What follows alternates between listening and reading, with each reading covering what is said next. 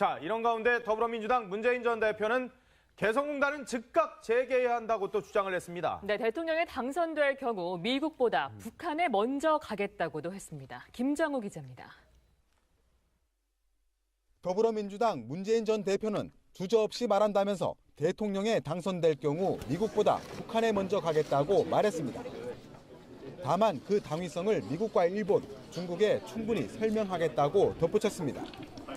개성공단은 즉각 재개해야 한다고 했습니다. 북한 김정은이 북핵 폐기와 한반도 비핵화를 논의 테이블에 올려놓는다면 정상회담을 할 용의도 있다고 했습니다. 내년 4, 5월 대선 가능성이 높다며 정권 교체는 확실하다고 했습니다. 4월, 5월에는 대선이 치러질 가능성이 높다고 봅니다. 누가 될지는 모르지만 저는 다음 대선에서 정권 교체는 확실하다고. 이른바 언론개혁에 대한 입장도 재확인했습니다. 문 전 대표는 공영방송이 정권의 홍보방송이 될 수 없도록 제도적 장치를 마련하겠다면서 종편의 특혜를 없애고 재인가 시기에 원칙대로 심사하겠다고 말했습니다. 황교안 대통령 권한대행 체제는 박근혜 리스크로 지칭하며 하루속히 종식될수록 좋다고 말했습니다.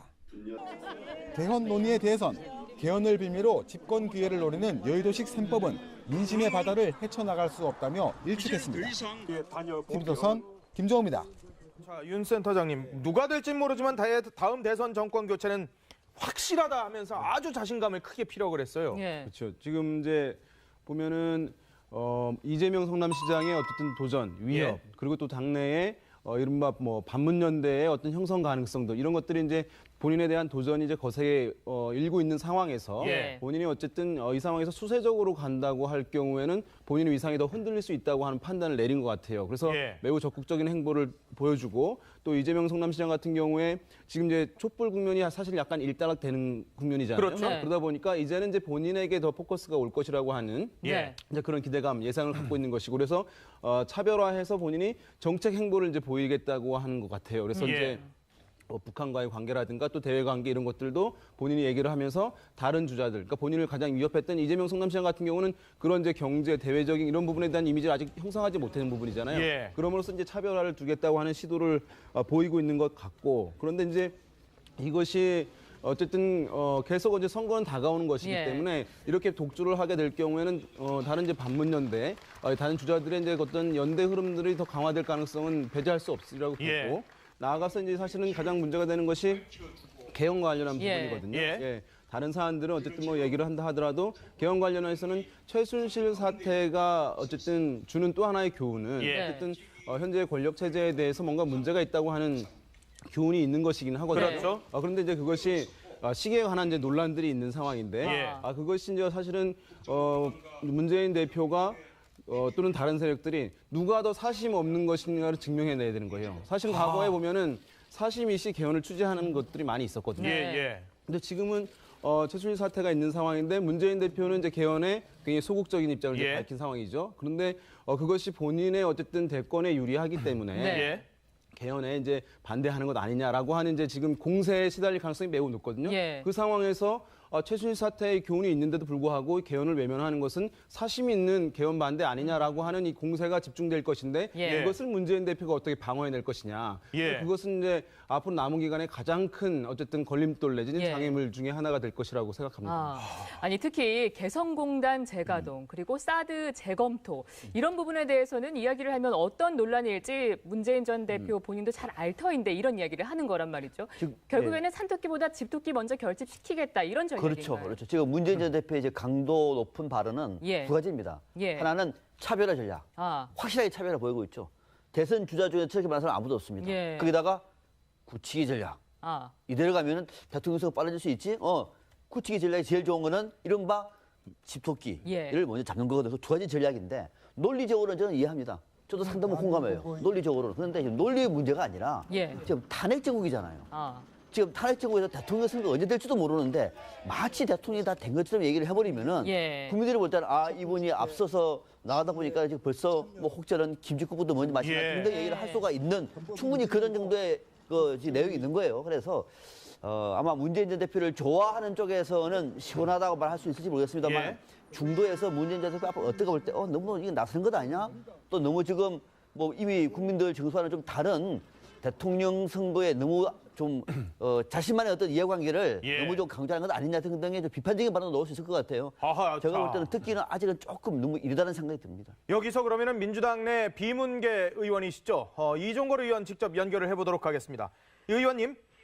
예, 안녕하셨습니까? 이종걸입니다. 의원님하고 정성호 의원, 이현주 의원님과 개헌 관련해서 뭔가 뜻을 모은 것 같은데 문재인 전 대표는 개헌은 좀 소극적이시거든요. 예.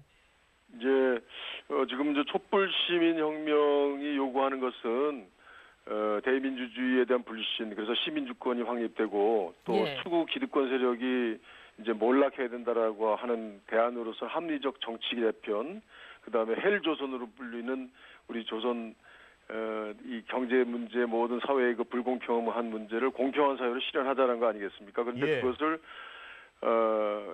개혁 입법 과제로서 국회에서 가장 빨리 해야 된다. 그래서 저희는 한 지금서부터 한 두세 달이 골든 타임이다. 이때 못하면 네. 할 수 없다라고 하고 있거든요. 거기에는 어허. 근데 이제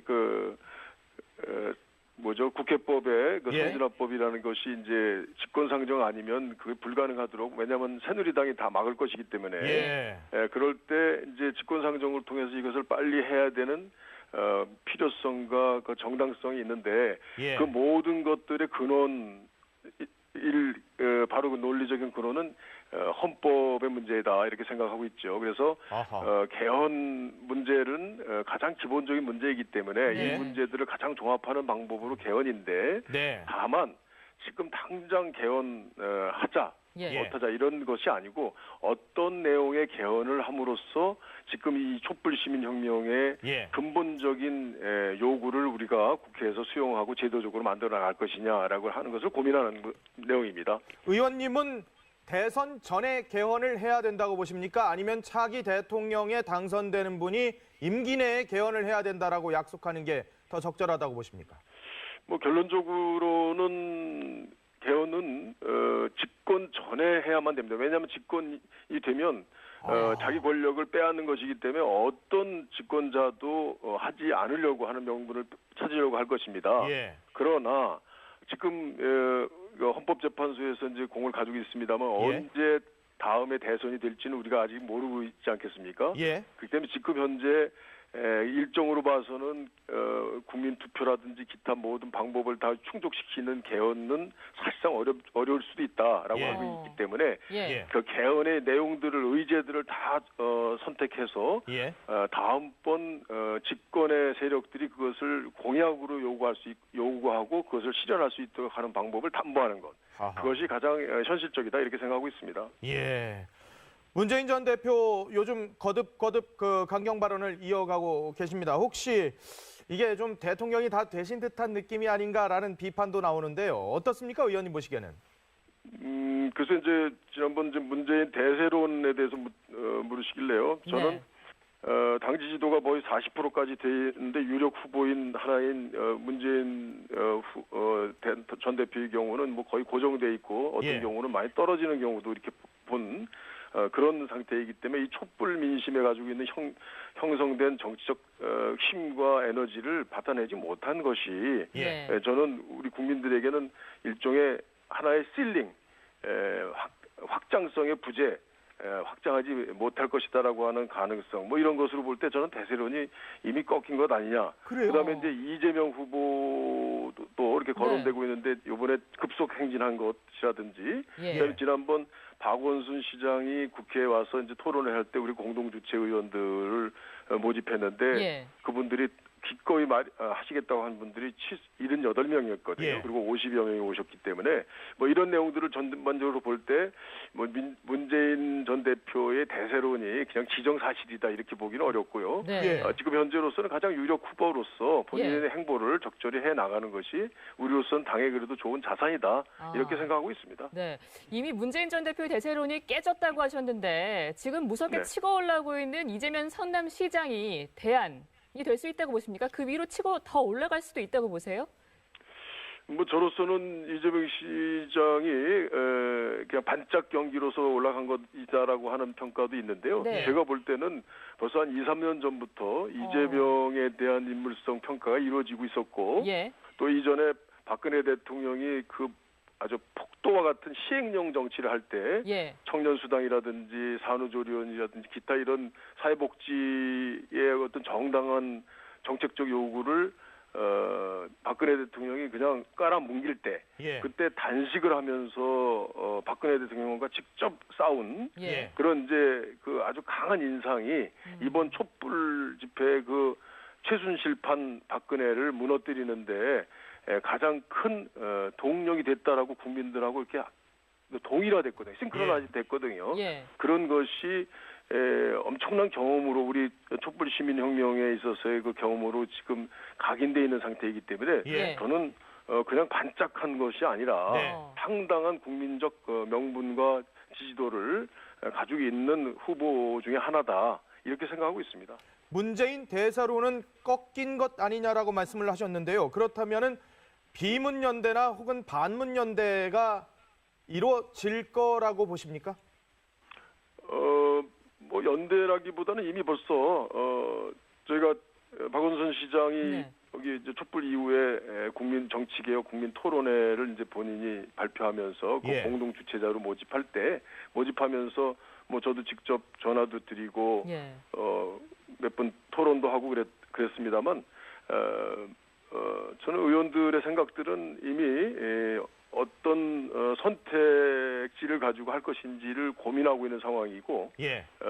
단순히 대세론이라고 한다면 문재인 전 대표를 이제 대통령 후보로 그냥 마음에 두고 이렇게 설정하는 그런 단계 아니겠습니까? 예. 그건 결코 아니다. 아하. 이미 오히려 거꾸로 가고 있다. 예. 그렇기 때문에 그 대세론이라는 것은 이미 확장성 부재라고 하는 사실이 확인되면서 아. 이미 중단 상태에 있다, 꺾였다 이렇게 생각하고 있는 거죠. 의원님은 박원순 서울시장이 대안이라고 보시는 거예요?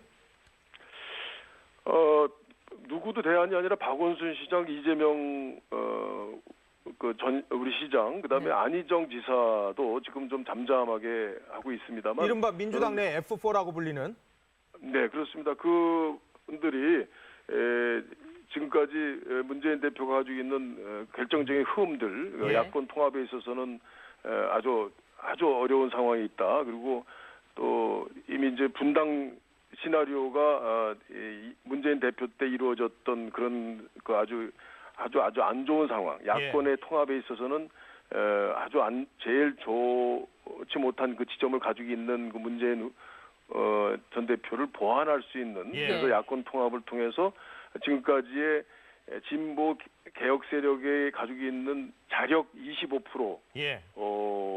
선을 넘어서 야권 통합을 통해서만이 40%대로 올라갈 수 있다라고 하는 그런 기본적인 정치 태제를 예. 저는 먼저 깨고 나가야 되는데 예. 이기고 나가야 되는데 그때 이 사자들이 박원순, 안희정, 뭐 이재명 그리고 또 야권 통합의 어떤 여러 주자들이 있지 않습니까? 그분들의 그 대화나 힘의 역할 분배가 예. 국민들한테 상당히 주목을 받을 것이다 이렇게 생각하고 있습니다. 그렇군요. 알겠습니다. 지금까지 더불어민주당 이종걸 의원과 함께했습니다. 고맙습니다. 고맙습니다. 예, 감사합니다. 이종걸 의원 뭐 비문이기는 합니다만은 네. 문재인 대세로는 깨졌다라는 표현을 쓰시는데요. 네, 원래부터 비문이니까 문재인 전 대표의 이러한 위력을 예. 좀 낮게 보고 싶은 마음이 있겠죠. 근데 이제 예. 어떻든 대세론을 계속 지금 갖고 있느냐, 그러니까 좀 약화됐느냐 이런 네. 거에 대해서 양론이 있을 수가 있어요. 예. 그런데 분명한 거는 현재도 여야 대선 지지도 중에 1위를 계속 달리고 있지 않습니까? 부동의 일이죠. 예, 부동의 1위라는 점은 계속 이제 소위 말해서 대세론이라는 걸 갖고 있다는 측면이 있는데 예. 이제 한계로 거론하자면 계속 이 상황에서도 당의 지지율은 굉장히 급상승하고 있어요. 40%까지 예, 갤럽 40%, 기준으로요. 예, 한 오늘 조사 나온 거는 이제 40%까지 올라가고 사상 있는데 최고입니다. 예. 최고인데 문재인 전 대표 지지율은 20% 초반에서 계속 박스권을 형성해서 그렇죠. 그대로 더 이상 올라가지 않고 있기 때문에 25% 이상 나온 게 거의 없지 않습니까? 예. 그렇기 때문에 이거를 이제 소위 중도로의 외연 확장성이 없는 거 아니냐 예. 하는 한계로 지적되고 있는 거죠. 그래서 저는 오늘 이제 문재인 전 대표가 이러한 여러 가지 이제 어제 외신 기자들 만나서도 그렇고 발표하는 거는 바로 이재명 추격하고 있는 이재명 시장 등을 굉장히 의식한 것 같아요. 예. 그리고 의식해서 예. 자기는 국가 비전과 정책을 나는 제시하는 좀 큰 바위 얼굴 같은 후보다라고 예. 하는 거를 부각시키려고 하는 노력인데 그러면서도 현재는 당내 경선을 생각하기 때문에 현재는 자기 지지층에 맞는 주장을 정책을 내세우고 있는데 앞으로의 과제는 바로 이러한 비문 이 주자들의 예. 거의 연대할 가능성이 있거든요. 예. 그 연대할 거를 어떻게 막아내느냐. 아하. 왜냐하면 자기도 이 정치라는 건 지금 현재 과거 같은 아주 카리스마를 가진 지도자들이 사라졌기 때문에 예. 자기도 누구하고 연대를 해야 돼요. 그걸 예. 막아내느냐 하고 또 하나는 중도로의 외연을 확장할 수 있는 정책들을 지금 제시할 수 있느냐. 네. 중도로에 예, 근데 그거는 이제 현재로서는 쫓아오고 있는 지금 강성 주장을 한번 쫓아오고 있는 이재명 시장도 네. 있기 때문에 그렇죠. 예. 지금 유연하고 중도로 가기 위한 전략을 내놓는 순간 오히려 이제 잘못하다가 역풍. 아. 이제 이재명 시장하고 누가 1등을 될지 못하는 상황이 예. 갈 수 있기 때문에 현재로서는 일단 그런 고심이 있는 거죠. 예. 아, 지금 보면은 이제 민주당 같은 경우에 앞으로 조기 대선은 이제 어쨌든 예정되어 있는 그렇죠. 거잖아요. 그런 상황이기 때문에 이제 경선 국면으로 어쨌든 조금씩 논의가 갈 수밖에 없는 상황인데 네. 아마 민주당이 더 먼저 이제 얘기가 나올 가능성이 있어요. 정비가 그나마 돼 있기 때문에 예. 네. 여당보다는. 그런데 이제 문제는 여기서 이제 문재인 대표 쪽과 아닌 다른 후보들 쪽에 충돌되는 지점이 이제 하나가 있는데 그것이 예. 이제 경선 룰에 관한 문제예요. 그렇죠. 그러니까 결선 투표제는 이제 정해져 있습니다. 예. 그것을 가면 되는데 여기서 결선 투표는 민주당은 무조건이에요? 들어가 있습니다. 그런데 선거인단 구성에 관한 문제가 지금 모호한 부분이고 이제 예. 사실 논의가 이루어져야 되는 부분이거든요. 네. 그런데 여기서 당원 비율을 어느 정도 할 것이냐. 예. 그러니까 문재인 대표는 이제 당을 사실상 장악하고 있는 것이거든요. 온라인 당원 거의 다 문재인 전 그래서 대표의 당원 비율을 최대한 좀 늘리고자 하는 마음이 있을 가능성이 높고 예. 이재명 성남시장 등 다른 후보들 같은 경우는 어쨌든 결선 투표가 있으니까 당원 비율은 어쨌든 최소화하고 일반인들 어쨌든 참여 비율을 최대화하려고 할 것인데 예. 그 와중에서 어쨌든 문재인 대표 측과 다른 후보들 측 간에 이런 이제 당원 비율을 어느 정도 할 것인가를 놓고 격돌이 아마 예상이 되고 그것이 또 선거 결과의 주요한 변수 중에 하나가 될 가능성이 높다고 하겠습니다. 문재인 대표의 당선되면 미국보다 북한을 먼저 예. 했다는 것은 철저하게 당 내용이고 초조함이 느껴지는 대목입니다. 그러니까 지금 이종걸 의원께서 대세로는 꺾였다라고 얘기했는데 예. 본인도 아마 그렇게 느끼고 있는 것이 아닌가. 왜냐하면 예. 뭐 미국보다 중국을 더 먼저 가겠다. 뭐 경제적으로 교역 규모도 예. 더 크기 예. 때문에 이거는 뭐 할 수 있는 얘기라고 봅니다만 예. 예. 미국보다 북한을 더 먼저 가겠다고 한 건 사실은 뭐 보수 내지는 중도층이 들으면 진짜 기절초풍할 얘기거든요. 근데 예. 이런 얘기를 공개적으로 외신기자클럽과의 기자간담회에서 했다는 얘기는 철저히 당 내용이고 지금 이미 본인은 초조함을 느끼고 있다. 이렇게 보입니다. 문재인 전 대표 사드 배치와 개성공단 중단에 최순실이 개입한 것으로 보인다는 얘기를 하기도 했었는데요. 관련 발언 들어봅니다. 개성공단 폐쇄가 이해할 수 없듯이 이제 그 의문이 풀리는 겁니다. 이제 그 의문이 풀리는 겁니다. 아, 그 배후에 최순실이 작용했겠구나. 경제 망치고 안보 망치고 각자 보수 정치 세력 이 금양 횃불로 모두 불태워버립시다, 여러분. 지금 굉장히 당 내용이라고 말씀하셨는데 뭐 말씀하셨지만 이재명 성남시장이 워낙 선명성으로 쭉쭉쭉쭉 당내에서 가오니까 어떻게 옴짝달싹을 못하는 형국이에요, 사실 문재인 전 근데 대표로. 오늘 안희정 충남지사가 한 말씀이 참 이럴 때 보니까 딱 어. 문재인 전 대표가 알아들으셔야 돼요. 어떤 거요? 광장의 분노 위에 작두를 타지 말라고 그랬어요. 아. 광장의 분노 위에 작두를 타지 마라. 타지 마라. 지금 현재 광장이 막 분노하고 허탈감, 분노심, 증오심 모든 것이 점철돼. 그래도 이 폭발 안 하는 게 다행이에요. 예. 이 분노가 있는데 그래도 유력한 정치 지도자, 그것도 차기 대선을 노리는 정치 지도자가 작두를 타면 안 되는 거예요. 예. 이 안희정 지사의 얘기입니다. 어허. 분노에 작두를 타지 마라. 예. 근데 저러면 저럴수록요. 아까 우리 김용남 의원 말씀하신 대로 점점점 외연 확장성을 줄어들이는 거예요. 예. 아니 내가 집권하자마자 제일 먼저 북한 가서 뭐 하겠다고. 아직 그 송민순 그 빙하는 움직인다 아직 안 끝났어요 이야기. 그렇죠? 안 끝났어요. 그냥 제일 휴화산일 뿐이죠. 휴화산이고요. 제일 마지막 지금 현재 윤병세 장관이 내가 그 당시에 수석 때 들어가 봤더니 예. 큰 틀에 있어서는 송민순 당시 장관 말이 맞다는 식으로 예. 정리가 되었다. 이게 그 당시에 뭐 이것 때문에 그런 것이고 지금 무슨 일만 있으면 모든 게 최순실 문제입니까? 사드 문제라는 게 그러면 최순실이 미국에다가 어디 개입한 겁니까? 예. 그건 이야기가 안 되는 이야기예요. 예. 바로 저런 어떻게 보면 선동적 발언이 그야말로 분노의 작두를 타는 발언입니다. 사드 문제, 개성공단 문제 다 공이다 보면 그 나름대로 이유가 있었던 것이고 예. 이 사드 같은 경우는 지금 미국에서 공공연하게 나오는 이야기가 사드는요. 엄밀하게 얘기하면 대한민국을 지키는 무기가 아닙니다. 예. 대한민국에 주둔하고 있는 28,000명 가장 강력한 미 지상군을 갖다가 보호하는 무기예요. 예. 거기를 때렸을 때 그걸 막아내고 그다음에 그 힘을 바탕으로 밀어 제끼는 그런 어떤 그 기본 틀인데 지금 나오잖아요. 트럼프 정부에서 사드 배치 우리가 굳이 우리가 뭐또 돈 되는 것도 아니고 예. 부지 내주는 건데 예. 부지 빌려주는 건데 그건 못하겠다 그러면 트럼프 정부에서는 사드 이게 안 되면은 결국 보면은 주한 미군을 갖다 일본으로 뺀다는 것이 이미 워싱턴 정부의 전략가들 사이에서 나오는 이야기입니다. 예. 자 생각해보세요. 우리가 1953년 한미 상호 방위 조약 이후에 예. 주둔하고 있고 78년에 우리가 이제 한미 연합사 체제를 갖추고 있는 예. 28,000명 강력한 전쟁 억지력입니다. 근데 자기들이 만약에 북한의 핵으로부터 자기 28,000명 젊은이들을 보호받을 수 없다면 예. 그들은 빼버리면 그만이에요. 하하.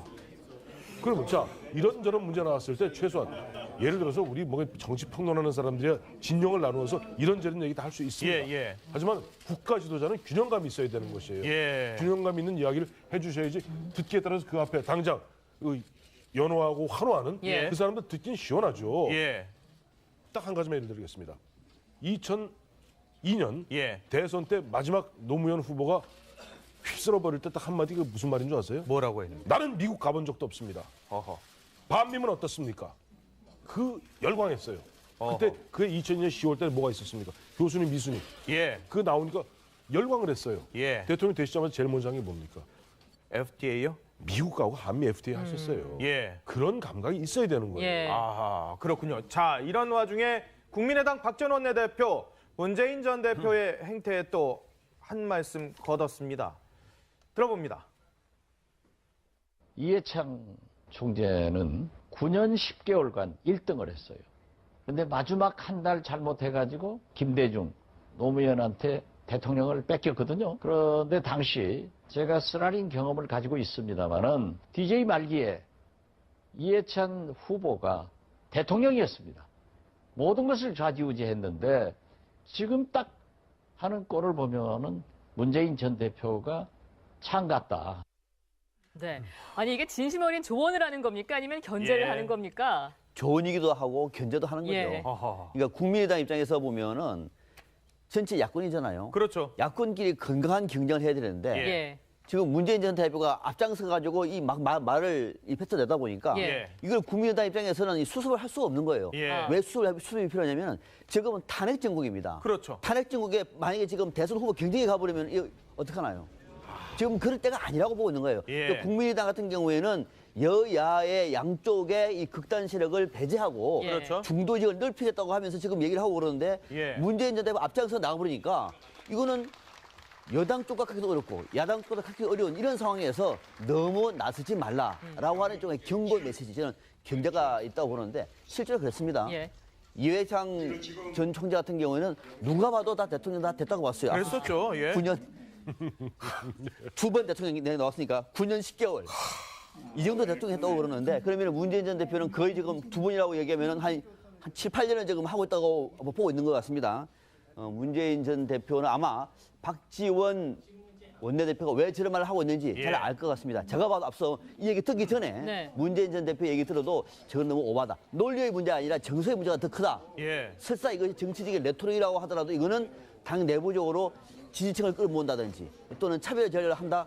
그 자체가 지금 오히려 전체 탄핵 정국에서는 야권 입장에서는 오히려 네거티브, 부정적인데 왜 지금 너무 앞서 나갈까?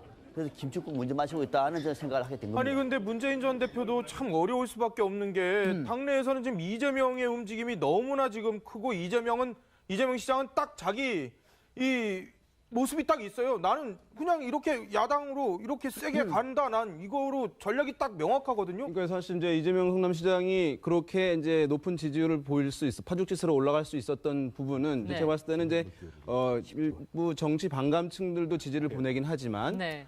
이제 진보 성향층에서 이제 이재명 성남시장에 대한 지지가 이제 매우 강하거든요. 예. 그것은 이제 정당 지지층에서도 알 수 있어요. 왜냐하면 정의당 지지층에서 가장 지지가 또 높기도 하거든요. 아 그래요? 그러니까 이재명 진보- 성남시장이 정의당 예. 그러니까 진보 성향이 강한 사람들이 이제 지지를 많이 하는데 예. 우리는 오늘 사실은 진보 진영에서의 가장 대표성 있는 인물은 문재인 대표로 알고 있었잖아요. 그렇죠. 예. 그런데 문재인 대표의 우리가 지난 행적을 쭉 보게 되면은 어쨌든 그 대세론에 의해서 본인이 이제는 당내는 정리가 됐고 진영에서는 중도화 전략을 한다고 해서 우클릭 행보를 많이 보였어요. 그래서 그랬었죠. 이제 경제 성장을 이제 예. 강조했고 안보를 중시하고 이런 행보를 보였거든요.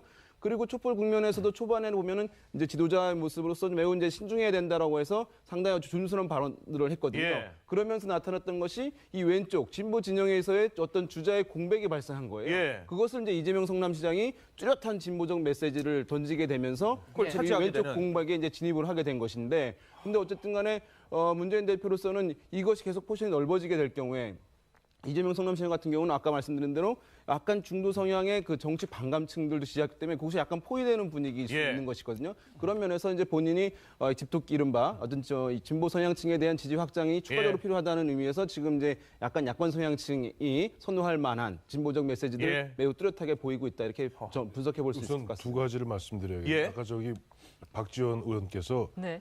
9년 10개월 동안 대통령이라고 그러셨죠? 예. 아닙니다. 4년 10개월입니다. 그래요? 굉장히 중요하죠. 왜냐니까 97년 대통령 후보가 된 다음부터 그때 한번 하셨고 예. 그 다음에 총재로서 한번 하셨으니까 예. 9년 10개월 하시면 네. 돌아가신 김영삼 대통령이 화내십니다. 예. 첫째 이거는 꼭 팩트가 왜냐니까 문재인 전 대표 쪽에서는 저런 거 하나하나 한마디 거 다 시비를 걸어요 나중에. 예. 그렇기 때문에 그런 건 정확히 해두는 게 좋을 것 같고 예. 요즘 보면 이재명 성남시장이 완전히 좀 문재인 이른바 친문에 의해서 많이 흔한 얘기로 검증되고 있습니다. 여러 가지 검증하고 있어요. 그래요? 그러니까 그동안 이미 문재인 전 대표가 고구마 사이다 발언을 하는 순간부터 친문, 아까 SNS 좀 강하거든요. 예. 그러다 보니까 요즘 보니까 뭐 옛날 이재명 시장 그 형수 욕설 발언 이런 예. 것도 올리고 또 이재명 전 시장이 뭐 이랬다 저랬다 하는 부분들 갖고 이른바 친문 이런 그 SNS 예. 이 팔로워들이 굉장히 검증에 세게 들어가기 시작해갖고 오늘도 보니까 여기저기에서 그런 얘기 나오는데 예. 저는 실제 보면 좀 문재인 전 대표가 굉장히 초조한 기색을 보이는 것이 지금 저는 패착이라고 봐요. 초조하잖아. 이거 지금 보면 계속 조기 대선 얘기하는 거예요. 예. 처음에 물러나라. 박근혜 대통령 물러나면은 내가 명예롭게 퇴진해주겠다. 예. 그러다 군통수권 내놔라. 물러나겠다. 예. 그러다 결국 이제 탄핵이 됐어요. 탄핵되니까 탄핵 무슨 탄핵? 탄핵되는 순간 탄핵은 곧 국회의사고 국민의 뜻이니까 바로 하야하라. 예. 계속 그런 얘기예요. 그러니까 예. 그다음에 그 어떻게 대리인격이라 할 수 있는 지금 추미애 대표 같은 경우는 내가 아무리 따져봐도 전 처음 들어봐요. 뭐 행상처벌이기 예. 때문에 1월 말이면 저 결론 나니까 헌재에서 나니까 3월달에 치르자. 굉장히 이렇게 초조해 보이는 가운데 아까도 말씀드렸던 그와 같이 보면 사드 문제라든가 우리 김정은을 먼저 만나겠다든가 뭔가 예. 지금 이분들 머릿속에는 내년 3월 대선을 갖다 대전제를 해놓고 예. 뭔가 보수가 정신 못 차리고 혼비백산에 있을 때 후닥닥 해치울라 그러는데 이럴수록에 보수 입장에서는 특히 오늘 결정적 패착은요. 예. 북한 먼저 가겠다는 것은 보수들 하여금 뜨거라 하는 거예요 지금. 그렇군요. 알겠습니다. 지금까지 5분과 함께했습니다. 고맙습니다. 고맙습니다. 감사합니다. 자, 이런 가운데 더불어민주당 문재인 전 대표는 개성공단은 즉각 재개해야 한다고 또 주장을 했습니다. 네, 대통령에 당선될 경우 미국보다 북한에 먼저 가겠다고도 했습니다. 김장우 기자입니다. 더불어민주당 문재인 전 대표는 주저없이 말한다면서 대통령에 당선될 경우 미국보다 북한에 먼저 가겠다고 말했습니다.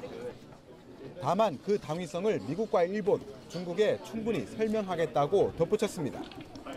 개성공단은 즉각 재개해야 한다고 했습니다. 북한 김정은이 북핵 폐기와 한반도 비핵화를 논의 테이블에 올려놓는다면 정상회담을 할 용의도 있다고 했습니다. 내년 4, 5월 대선 가능성이 높다며 정권 교체는 확실하다고 했습니다. 4월, 5월에는 대선이 치러질 가능성이 높다고 봅니다.